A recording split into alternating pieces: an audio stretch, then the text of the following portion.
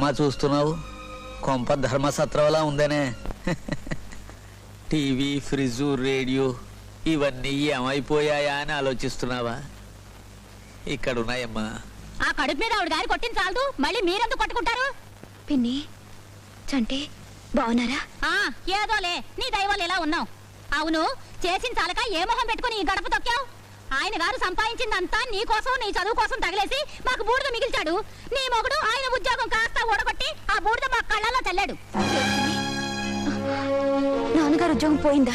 పోలేదమ్మా, నీ మొగుడే పోగొట్టాడు. అవునమ్మా, నేను లంచం తీసుకుంటుండగా మీ ఆయన నన్ను పట్టించాడు. నాలాంటి గుమాస్తాలు జీతాలతో చస్తూ బ్రతుకుతారు, లంచాలతో చావకుండా బ్రతుకుతారు.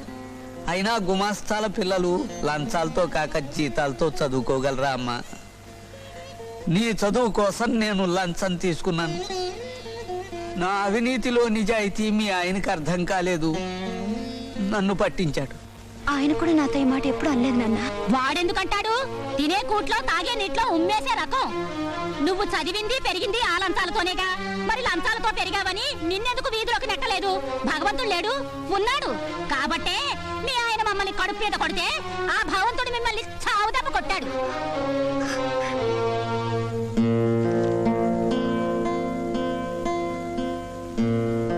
ఏమిటిది 600 తగ్గే? చీర కొనుక్కున్నావా? మా నాన్నగారికి ఇచ్చాను. అరుణ, ఆయన ఆర్థికంగా బాగా దెబ్బతిన్నారు, పైగా బెచ్చగాళ్ళలో ఉన్నారు. చూసి భరించలేకపోయాను. ఇది మాత్రం ఎందుకు మిగిల్చావు? ఆయనకి ఇచ్చలేకపోయావా? ఫోన్లేరా, ఏదో సాయం చేసింది, దానికింత రాద్ధాంతం చేస్తావెందుకు? వచ్చావా? నువ్వు ఇంకా రాలేదనుకుంటున్నాను. మనం జాలి చూపించే మనిషికి కొన్ని అర్హతలు కావాలి. జాలికి దరిద్రాన్ని మించిన అర్హత లేదండి. అరుణ. అవునండి, మా నాన్న ఉద్యోగం పోవడానికి కారణం నేనే. ఏమండి, లంచం తీసుకున్నందుకు పట్టించిన మీ నిజాయితీ రికమెండేషన్ లెటర్తో నాకు ఉద్యోగం సంపాదించాలన్న ప్రయత్నంలో ఏమైందండి? మాటకు మాట సమాధానం చెప్తున్నాను అన్నమాట. లంచాలు తీసుకోవడం మా నాన్న చేసిన తప్పు కావచ్చు, కానీ ఆయన తీసుకున్న లంచాలు నా కోసం, నా చదువు కోసం. పసివాడు తప్పు చేస్తే 4 లెంపకాయలేస్తారే కానీ గొంతు పిసికి చంపరండి. నువ్వు చచ్చిపోయావని దీపం పెట్టిన మనిషి గురించి జాలి పడుతున్నావా? ఎంతైనా ఆయన నా కన్న తండ్రి అండి. ఈ రోజు మనం ఈ స్థితిలోనైనా ఉన్నామంటే, కడుపు నిండా 4 మెతుకులు తింటున్నామంటే ఆయనేనండి కారణం. ఇంకే, రేపటి నుంచి అక్కడే ఉండిపో. మొత్తం సంపాదన తీసుకెళ్లి ఆయన చేతిలో పోయి. నీకు 2 భర్తలనే అర్హత గానీ అధికారం లేదు. అవునులే, దమ్మిడి సంపాదన లేని వాడికి అధికారం ఎలా వస్తుంది? ఏమండి, 6 నెలలుగా మమ్మల్ని పోషించావు. ఆ రుణం పైసలతో సహా తీర్చుకుంటాను. చూసావా చూసావా అత్తయ్య, నేను ఆ మాట అడగకూడదా? మనసులో ఉన్న మాట బయటకు చెప్పుకోకూడదా అత్తయ్య? అరుణ, ఆడదానికి పడే 3 ముళ్ళు: 1 ఆవేశాన్ని, 2 అభిమానాన్ని, 3 ఆలోచనని కట్టిపడేసి.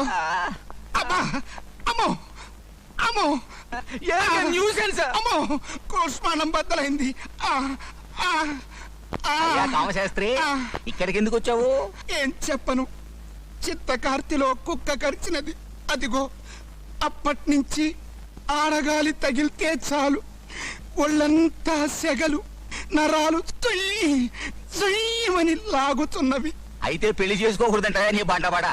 ఏమని చెప్పను, పిల్లనడిగితే జబ్బు నయం చేసుకోమంటున్నారు, డాక్టర్లను అడిగితే పెళ్లి చేసుకోమంటున్నారు. నా సమస్యకు పరిష్కారము లేదు. ఇదొక విషాదము. అవును, ఆ దెబ్బలేమిటి? ఇదే పెద్ద బజార్లో లాటరీ జాతి చేశాం. మరి దెబ్బలు నీకు తగిలినవేమి? రోజులు రివర్స్ లో ఉన్నాయ్యా. లాటీలు మేమెత్తాం, ఛార్జింగ్ ఆళ్ళు చేశారు.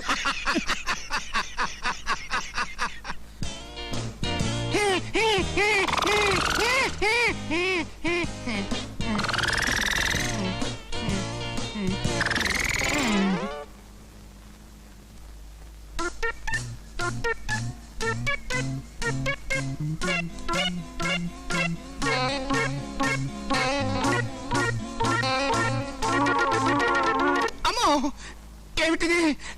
కాశ్మీర్ కుష్మాండం బద్దలైనట్టుంది.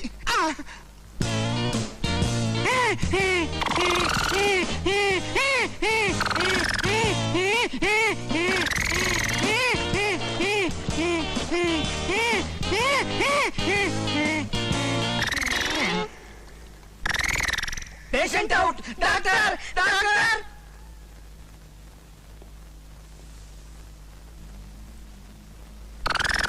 ఏమిటి బీపీ ఇంత రేజ్ అయింది? నా సర్వీస్లో నేను చూడలేదు. అయితే ఇంకింకా పెళ్లి కాలేదన్నమాట. ఈయన సంగతి నువ్వు చూసుకోవాల్సిందే. పదండి, భోజనం పెడదురు గాని. ఏమే మన పెళ్లి చేసింది ఈయనే కదూ, ఆ పాపం ఊరికనే పోతుందా? అవును, నేనెక్కడున్నాను? శవాల గదికి 6 అడుగుల దూరంలో ఉన్నారు. ఆ, నువ్వా కామవర్తిని? ఆహా, ఏమి నీ అంత చందాలు, ఆవకాయ బద్దలాంటి నీ పెదాలు, ముద్దపప్పు లాంటి నీ బుగ్గలు, గుత్తి వంకాయ కూర లాంటి నీ శరీరం. ఆహా, అబ్బా అలా అనకండి. మీ కళ్ళకు వంటగదిలా ఉన్నానా? వాళ్ళ పెరగని వన్నెను, పెళ్లి గాని కన్నెను. ఆ, నాకు బీపీ ఉంది. ఇలా మీరు పొగిడారనుకోండి, నాకు పెరుగుతుంది బీపీ. మీకు బీపీ బాగా పెరిగిందట. 2-3 బకెట్ల రక్తం తీయాలట. బకెట్లతో ఏం కర్మ, మోటారుతో లాగేయమను. కానీ నువ్వు మాత్రం నా పక్కనే ఉండాలి. ముందు మాత్రలు వేసుకోండి.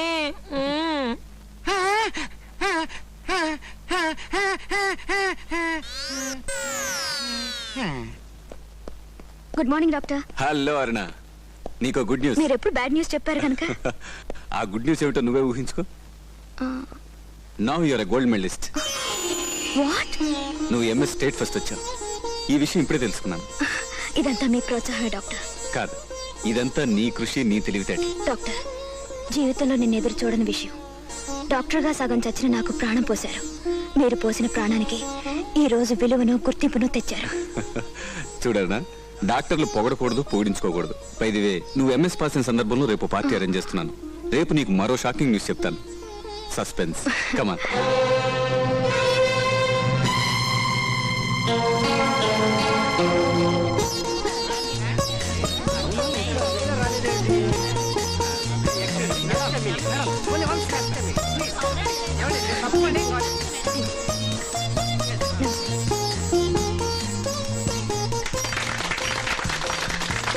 డాక్టర్ కుమార్ గారు ఇంతకాలం పెళ్లి చేసుకోలేదు, ఇప్పటికి అర్థమైందిరా.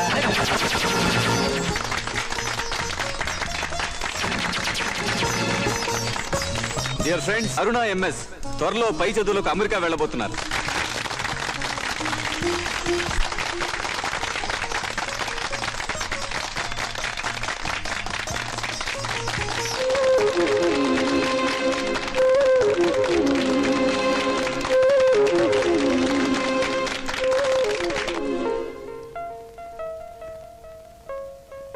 ఇదేమిటి ఇల్లంతా చీకటిగా ఉంది?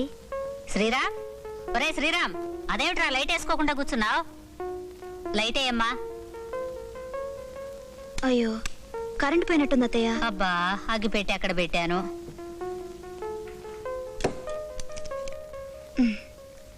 ఏమిటండి వచ్చేసారు? ఒంట్లో బాగలేదా? మీకోసం పార్టీలో ఎంత వెతికానో తెలుసా? మీరు కనపడిపోయేసరికి నేను వచ్చేద్దాం అనుకున్నాను. కానీ కుమార్ గారు బాధపడతారేమోనని ఆగిపోయాను. మీరుంటే కుమార్ గారు ఎంత సంతోషించేవారో తెలుసా? ఏమండి, మీకు మరో శుభవార్త. నన్ను స్టేట్స్కి రమ్మని ఆహ్వానం పంపారు. దేవుడి రూమ్ లో చూడండి అత్తయ్య. కుమార్ గారు అన్ని ఏర్పాట్లు చేశారు. పాపం, మీకు 6 నెలల విరహం. స్టేట్స్కి వెళ్ళే అవకాశం అందరికీ త్వరగా రాదండి. మీ భార్యగా నాకొచ్చింది. ఈ అదృష్టం నాది కాదు, మీది. ఏమండి, కుమార్ గారు నా కోసం ఎంత కృషి చేస్తున్నారో తెలుసా? మాట్లాడరేమండి? మిమ్మల్నే ఇందాక నుంచి నేనే మాట్లాడుతున్నాను. మాట్లాడండి, మాట్లాడమంటుంటే.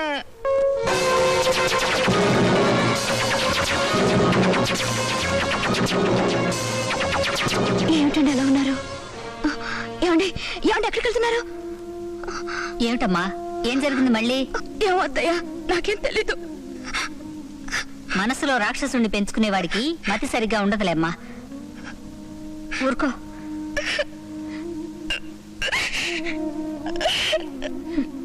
అవును, ఇన్నాళ్ళు నువ్వు వివాహం ఎందుకు చేసుకునలేదు? మీరు మాత్రం ఎందుకు చేసుకోలేదు? అవకాశము రాక, ప్రోత్సహించువారు లేక. అదొక విషాదము. ఇన్నాళ్ళకు నువ్వు దొరికితీవి కదా.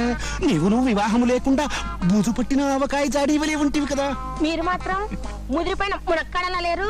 ఏ శాస్త్రి, ఏమిటి సరసాలు? ఇది ఆసుపత్రులకు బృందావనమా? Doctor doctor doctor! రాక రాక వచ్చిన అవకాశము నిరుత్సాహపరచకము. అయితే మమ్మల్ని సంతోషపరచము. ఇది ఉంచుము. నీకు రోగం వచ్చినను ఈ రోగము పోలేదు. చూడు, బయట ఉండి కాపలా కాయము.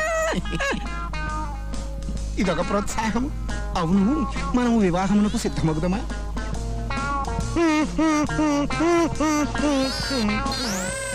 ఈ మాత్రలు వాడు తగ్గిపోతుంది. నెక్స్ట్.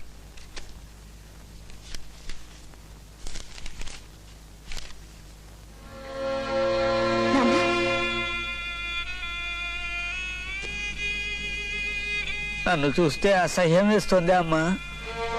నాన్న, నువ్వు మాత్రం ఎంతకాలం సహాయం చేస్తావమ్మా? అడగటానికే మనస్సు రావడం లేదు. కిరాణా వాడు వచ్చి ఇంటి మీద పడ్డాడు. సాయంత్రంలోగా డబ్బు కట్టకపోతే కట్టేస్తానన్నాడు. నువ్వేదో నాకు సహాయం చేస్తున్నా వాళ్ళ బాకీలు తీర్చడం లేదని వాళ్ళందరి అనుమానం. వస్తానమ్మా. నాన్న, ఈ డబ్బులు ఉంచుకో నాన్న. నీ భర్త ఏమన్నా అంటాడేమోనమ్మా. ఇంకే, రేపటి నుంచి అక్కడే ఉండిపో. మొత్తం సంపాదన తీసుకెళ్లి ఆయన చేతిలోనే పోయి. వారు అలా అనుకోరు. వారే నీకు అప్పుడప్పుడు సహాయం చేస్తూ ఉండమని చెప్పారు. నమ్మమంటావా అమ్మా?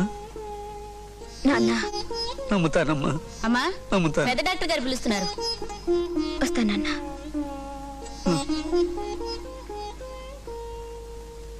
ఇవిగో నీ ఫారిన్ టూర్కి సంబంధించిన పేపర్స్. చదువు పూర్తి కాగానే నువ్వు స్టేట్స్ లోనే ఉండిపోతానంటే మాత్రం నేను ఒప్పుకోను. చెవులు మెలిపెట్టి లాక్కొస్తాను. జనని జన్మభూమి అన్నారు. Don't forget.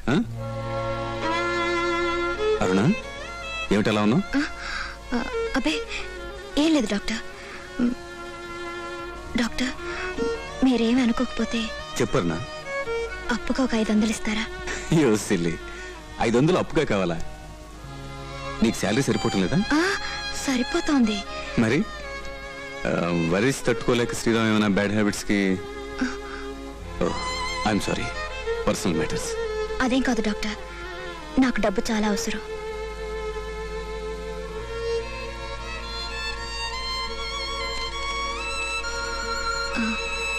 నా శాలరీలో కట్ చేసుకోండి డాక్టర్. ఈలోగా నీ ఉద్యోగం నేను తీసేస్తే? డాక్టర్, ఇక్కడ తీసేసి బాంబేలో మన నర్సింగ్ హోమ్ బ్రాంచ్ పెడదాం అనుకుంటున్నాగా, అక్కడికి నిన్ను ఇన్ఛార్జిగా పంపిస్తాను. Thank you doctor, thank you very much.